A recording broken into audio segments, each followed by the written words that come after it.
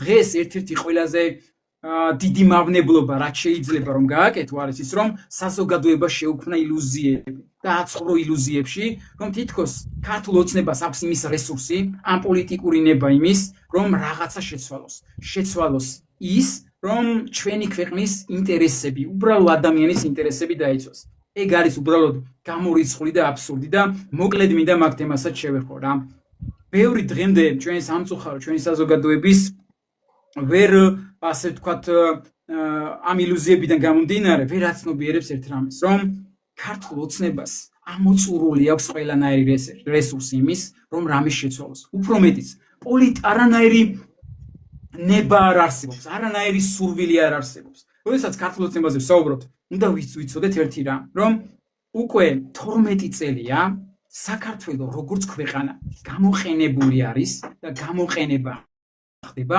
ერთი კონკრეტული ოჯახის ინტერესების დასაცავად. ეს არის დღეს მთელი ქვეყნის არსი. თუ ვინმეს გაინტერესებთ, არის ეს და თუ აი ელემენტარულ ჭეშმარიტებას და რეალურ ფაქტს გავიაზრებთ, მაშინ ბევრი რამე თავისით დაალაგდება. მოდი გადავხედოთ იგივე მინისტრთა კაბინეტს. აი რომელი მინისტრი იცით თქვენ და რომელსაც რაღაცა პოლიტიკური წონა აქვს, რომელსაც რაღაცა ინიციატივები აქვს, ან ახლანდელი, ან რა ვიცი, ვინც ახლო მომავალში დაინიშნება კულტურის მინისტრი გადადავა, ხო? როგორც ბოლოს გავცედა და ეხლა ახალი კულტურის მინისტრი რო დაინიშნება, რა მოხდება? რაღაცა ინიციატივებით გამოვა და ის ეკნება. არა, მაგის მოთხოვნილება კი არა. ყველა სახელისუფლებო უწყება საუბარი მაქვს პირველ პირებზე, მათ იციან, რომ მათ აქვთ ერთადერთი მისია, მათ ნიშნავენ ერთადერთი მიზნით, რომ უნდა ემსახუროს კონკრეტული ოჯახის ინტერესებს, მათ უსაფრთხოებას, ფინანსურ უზრუნველყოფას და ასე შემდეგ.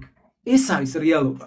და სხვა ყველაფერი არის ტყუილი და დანარჩენი ყველაფერი გამომდინარეობს ყველა გადაწყვეტილება, ყველა ის პროცესი, რაც საქართველოში მიმდინარეობს და მაგალითისთვის ბოლოს რაც გახდა საზოგადოების ცნობილი, რაღაც ახალი ორგანიზაცია იქნება თუ შეიქმნა, ზუსტად არ ვიცი, მაგრამ დაანონს და იქნება, რომელმაც რაღაც ქართული კულტურული, რა ვიცი, მიმართულება უნდა დაიცვას თუ რაღაც, ხო?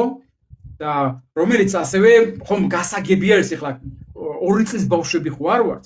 გასაგებია, რომ ხელისუფლების დაკვეთით კეთდება ეს ორგანიზაცია, პარლამენტის წევრები რო უკრავენ ტაშს, რომელიც ამბობს გამოდის და ამბობს რომ მისმა ორგანიზაციამ უნდა გააკეთოს ის, რაც სინამდვილეში ხელისუფლების გასაკეთებელია.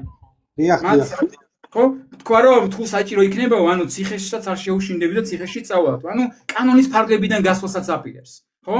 და თუ საქართველოს თუ კი არა საქართველოში ქართული სიწმინდეები, კულტურა და ეს მიმართულება ზოგადად დასაცავი რომ არის ყველაფერს რომ გადაუარეს და გადათელეს სინამდვილეში ამ ლიბერალურმა სამყარომ, გარედან დაფინანსებულმა ტიპებმა, ეგ გასაკეთებელი არის ხელისუფლების დონეზე, კაცო. მაგის მოგვარება თუ ვინმეს უნდა, რავი, მარტივი საკითხია რა. ხელისუფლება იღებს კანონს და კანონის აღსრულების ძალის გამოყენების ექსკლუზივი ქვეყანაში აქვს ხელისუფლებას. ხელისუფლება მაგისთვის არის. და მთელი გუნდი ხო არის, მთელი სასტავი, რომლებმაც აუ ეს რა მაგარი რამე იქნებაო. მე ამ პიროვნებას გიორგი ქართველიშვილი არის ესეთი პიროვნება. არანაირი კვეთა არ მაქვს, არც ცუდი, არც კარგი, არანაირი შეხება არ მქონია და არაფერი საწინააღმდეგო პიროვნულ დონეზე ამ პიროვნებასთან არ მაქვს. მე ეჭი არ შემაქვს ამ პიროვნების ვაჟკაცობაში. კი ბატონო, გენაცვალე არ არის პრობლემა. უბრალოდ მან დასაშნავი ერთი რამ, რომ ეს ორგანიზაცია და ვინც ახლა ამ ორგანიზაციას აორგანიზებს, მაგალითად ის ავანტყოფი ქალი რო შევარდა სამების საქართველოს ტაძარში და ჩვენი სიწმინდეები რო წაბილწა, მაშინ არ მახსოვს ეს ხალხი. მაშინ მე არ მახსოვს ის 200 ადამიანი, რომელიც ავედით ფერაძის რომ მივაკითხეთ ექსპრონტად, მაშინ ის ხალხი მე არ მახსოვხარ თქვენ. ჩემო მეგობრებო, ცუდად არ გამიგოთ, მაგრამ ეს არის ფაქტი. როდესაც აქ ერის ღირსების დაცვა კითხვის ნიშნის ქვეშ იყო და ოცნებამ რომ ისცა ნებართვა, რომ აქ პრაიდები ჩაეტარებინა და კი 2022 წლის 2 ივლისს ვისაც არ გახსოვთ. გეტყვით რომ თაწმინდაზე ოცნებამ სპეცრაზმები გამოიყვანა და მათ ჩაატარებინეს ღონისძიება. მაშინ არ მახსოვხართ მეგობრებო. ის ბიჭები 5 ივლისს რომ დაიჭირეს, რომლებიც ყველას გასაკეთებელი რომ გააკეთეს, ერის გასაკეთებელი რომ გააკეთეს. რომელთან ამოქმედარითაც ჩვენი წინაპრებიც რომ ამაყობენ და ჩვენი შვილების და მომავალი თაობაც რომ დადგება ამ ქვეყანაში დრო რომ მიამაყებენ და მადლობის მაგივრად ციხეში რომ გაუშვეს და წლები რომ ციხეში ჩასვეს, მათ დასაცავად ჩემო მეგობრებო, ესე მოგმართა და ჩემო ძმებო, მე თქვენ არ მახსოვხართ. მე თქვენი სიტყვა არ მომისმენია. მე არ მახსოვხართ არც ერთი და ეს უნდა აღინიშნოს და დღეს თუ ამ მიმართულებით რამეს გააკეთებთ, რავი, მივესალმებ, მხოლოდ მივესალმები, თუმცა ფაქტი არის ერთი რამე, რომ ქვეყანაში ის პრობლემა რაც დგას, რა პრობლემასაც თქვენ ასახელებთ და რა მიმართულებითაც თქვენ მიდიხართ, თქვენ რა გზაც აირჩიეთ, ეგრე არ გვარდება. მაგას მე გეტყვით რაც მოსდევს, მაგას მოსდევს სამოქალაქო ძიმე დაპირისპირება. მაგას ეგ მოაქვს ქვეყანაში და ჩვენს ქვეყანაში, ჩვენ და საუბედუროთ, ეგ გამოცდილებაც აქვს. პარლამენტარი რო ასე ვთქვათ გულშემატკივრობს, რომ დედა რა მაგარი რა ხელისუფლება, რავი, შეიძლება შინაგან საქმეთა მინისტრომაც დაალაიქა და მოიწონა ეგ გადაწყვეტილება, მაგრამ სინამდვილეში ხო გასაგებია, რომ ხელისუფლების ასე ვთქვათ, ხელისუფლების თან შეთანხმებით მოხდა და მაგასაც თავისი ახსნა აქვს. ბიჭო, ბოდიში 2 წუთით ავხსნი მაგას, რა. ნახეთ, როგორი ხსნება ეგ საკითხი. რატომ ხელისუფლება რატო არ იღებს მაგ კანონს? რომ საქართველოში რელიგიური ჩვენი სიწმინდეების შეურაცხყოფა იყოს აკრძალული კანონით და უმკაცრესად იყოს დასჯილი. რატომ აი მაგალითად ხელისუფლების წარმომადგენლების გინება რიგ შემთხვევაში მართლა რო იმსახურებენ, ეხლა ქართველ გლეხს კანონს რომ მიიღებ, რომ ვაზის უნებართო გაშენებას რო აუგზავნავ. ბიჭო, ავი საგინებელი არა ხარ? არ შეგაგინებენ? და ეგ კანონი თუ მიიღე, ეგ კანონი რომ მიიღე, ქართული სიწმინდეების, მართლმადიდებლური სიწმინდეების შეურაცხყოფა რო აკრძალო კანონით, მაგას რატო არ იღებ? და მე გეტყვით მაგას რატო არ იღებენ? მაგას არ იღებენ, იმიტომ წეღან რაც აღნიშნე, რომ მთელი ქვეყანა და მთელი ქვეყნის რესურსი ემსახურება ერთადერთი ოჯახის ინტერესების დაცვას, მაგედან გამომდინარეობს. და რატომ გეტყვით? იმიტომ რომ ამ ქვეყანაში რომ მიიღონ აღნიშნული კანონი და აიგრძალოს ქართული კულტურული ძეგლების თუ სიწმინდეების შეურაცხყოფა, ეგ ნიშნავს, რომ ხელისუფლება უნდა დაუპირისპირდეს იმ გარე ძალებს, რომლებიც აქ აფინანსებენ ამ ყოველივეს, რომ საქართველოში ღირებულებითი ნაწილი განულდეს, მოირღვეს, რომლებიც მათთან უნდა მოხდეს დაპირისპირება და იმ ოჯახს, რომლის ინტერესებსაც ეცილება ჩვენი ქვეყნის ინტერესები, იმ ოჯახის ინტერესებში არ შედის ეგრეთ წოდებული ლიბერალური დასავლეთის მამებთან დაპირისპირებაში შესვლა. და უფრო მეტი წითელი ხაზი არის. ყველაფერს გააკეთებენ იმისთვის და გააკეთებს ის ოჯახი და აკეთებს და დღესაც მიდის ვაჭრობა იმ კუთხით, რომ იმ ხალხთან მოხდეს დალაგება. მაგიტომ არ მიიღებენ მაგ კანონს, იმიტომ რომ საქართველოში ქვეყნის ეროვნული საქმე რო აკეთო, ქართველების საქმე რო აკეთო, ბუნებრივია რომ ისე კი არ დგას საკითხი, რომ ყველა მადლობელი იქნება. მტრებს გაიჩენ ქვეყნის გარეთ. ქვეყნის მტრები ვინც არიან, შენი მტრები გახდებიან, შენ თუ ქართველის საქმეს გააკეთებ საქართველოში. რა თუნდა ამას ბევრი ლაპარაკი, ეს არის 2x2 და ამ ბიჭს მინდა მივმართო ძმური სიყვარული და პატივისცემით, იმიტომ რომ მე ნებისმიერ ადამიანს, რომელსაც არ ვიცნობ, ყველას პატივს ვცემ, ყველას ვისაც არ ვიცნობ და როდესაც გავიცნობ დაუშვათ, მე უკვე დამსახურებისამებრ, რა თქმა უნდა. და ამ ორგანიზაციასაც საბოლოო ჯამში გამოიყენებენ, იმიტომ რომ პრობლემა არის ქვეყანაში, ყველა ხედავს, რომ ის ლიბერალური ნეოლიბერალები ვინც არიან, მათი თავგასულობა უკვე თავზე არის გადასული, ყველანაირი საზღვრები გადალახეს მაგ ხალხმა და ეგ ყველას ესმის. ყველა მიცის ეგ და რავი, ოცნების ამომრჩეველი არის თუ მხარდამჭერია თუ პარტიის წევრი არის, ყველა მიცის ეგ, რომ თავზე გადავიდნენ. მაგრამ სახელმწიფო არის სრულად უნარო. იმიტომ კიდევ ერთხელ ვამბობ, რომ ის ოჯახი, რომელსაც დღეს საქართველო ემსახურება, ესე რომ არის საკითხი დაყენებული, არ აპირებს ქვეყნის მტრებთან დაპირისპირებაში შესვლას. ვიღაცა იტყვის, რომ აი როგორ არ აპირებს, ომი ხო არ დაიწყო, ბიჭო, რავი, სუიციდი არ წავიდა. სუიციდი რომ მოსთხოვეს, მაგაზი არ წავიდა. ერთადერთი, თორე მანამდე ყველაფერი უსრულა. და დღეს იცი რა სიტყვის ეგ ოჯახი დასავლეთის ბოსებისგან და მამებისგან, იმ კოლექტიური შალმიშელებისგან, იცი რა სიტყვის, რომ იგივე პირობებზე დაგვილაგდითო, ანუ სუიციდი არ წავალთო და ლეგიტიმაცია მოგვეციო რა. დანარჩენს ყველაფერს შეგისურვ დღეს მზად არიან.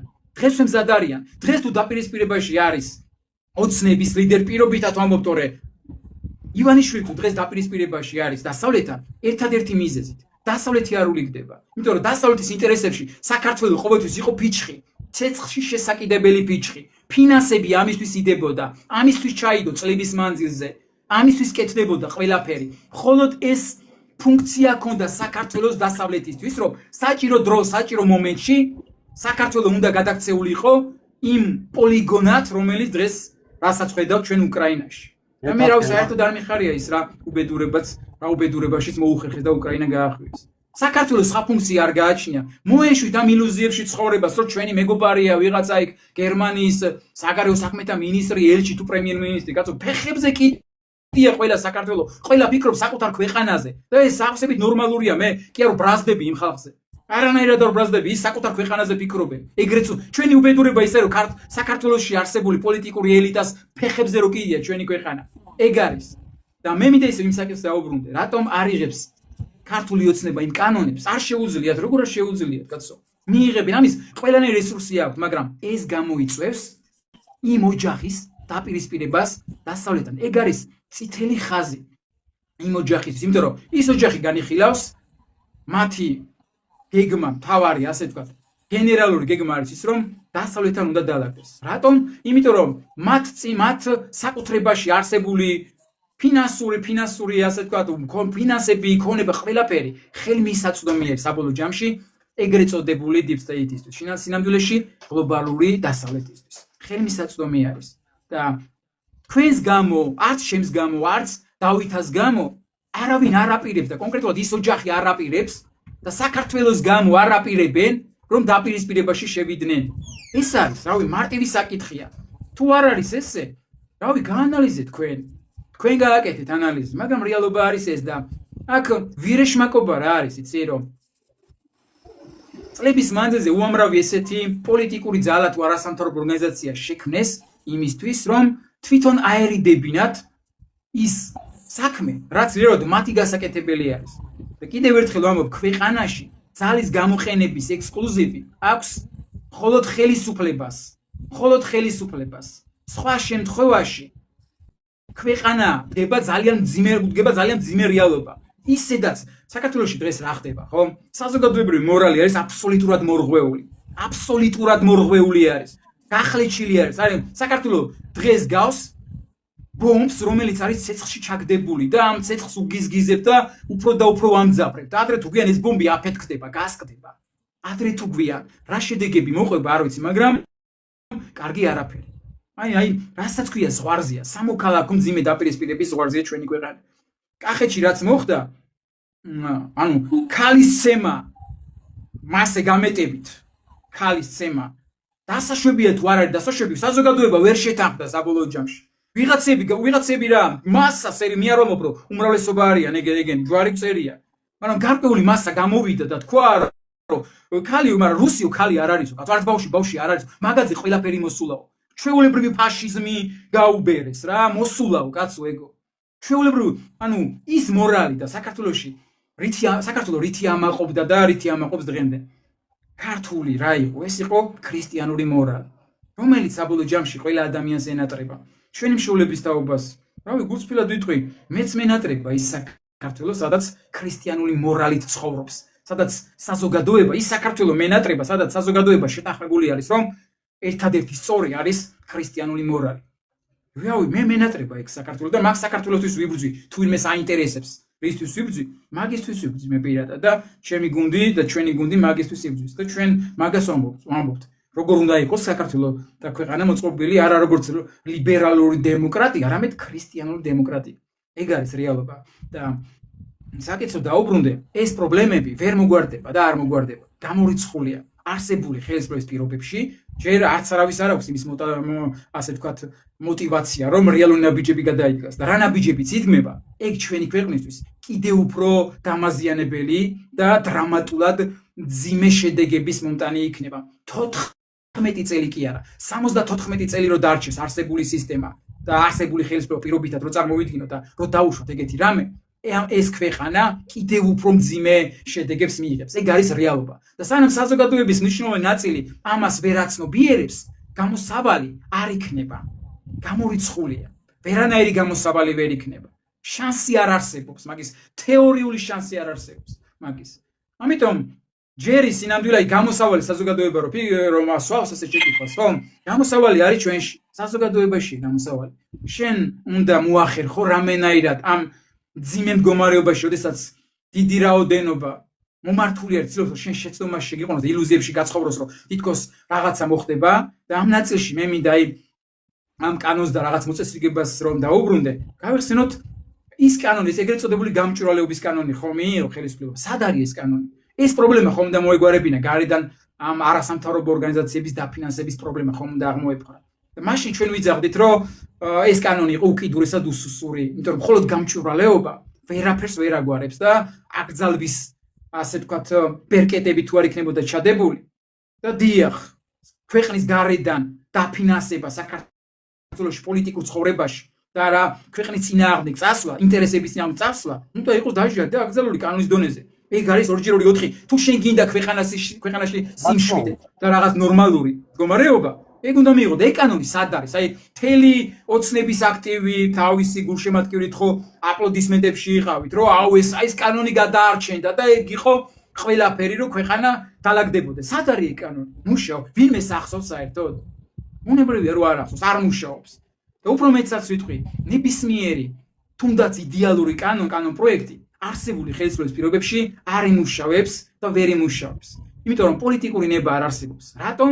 უკვე ავხსენი და კიდევ ერთხელ ვიტყვი. იმიტომ რომ დღეს და ყოველთვის ესო იყო, მარტო დღეს კი არა. ყოველთვის მასე იყო. საქართველოში ქვეყნის ინტერესები რომ დაიცვა, შენი ერი რომ დაიცვა, შენი ქვეყნის ეროვნული ინტერესები რომ დაიცვა, ეგ უსაფრთხო არ არის. ეგ რისკებს შეიცავს.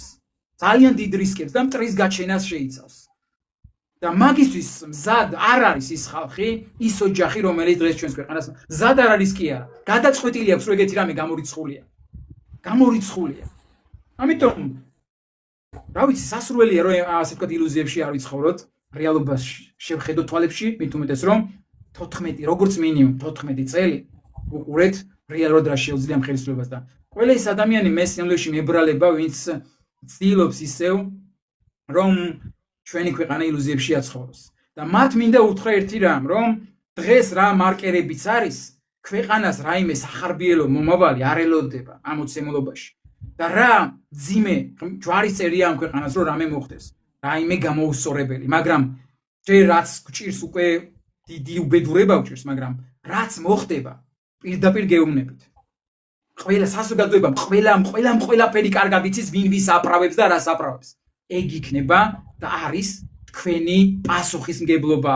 მარტო ის კი არა, ის კამზე ვიღაცა სადღაცა ზის. შენ რომ უსამართლობას აправებ, შენ რომ შენი ქვეყნის უსისხლო გენოციდს აправებ და გენოციდის მომწყობებს რომ აправებ, შენი პასუხისმგებლობაც არის. და ადრე თუ გვიან მაგაზე მოგიწევს პასუხისგება, ეგ იცოდეს ყველა.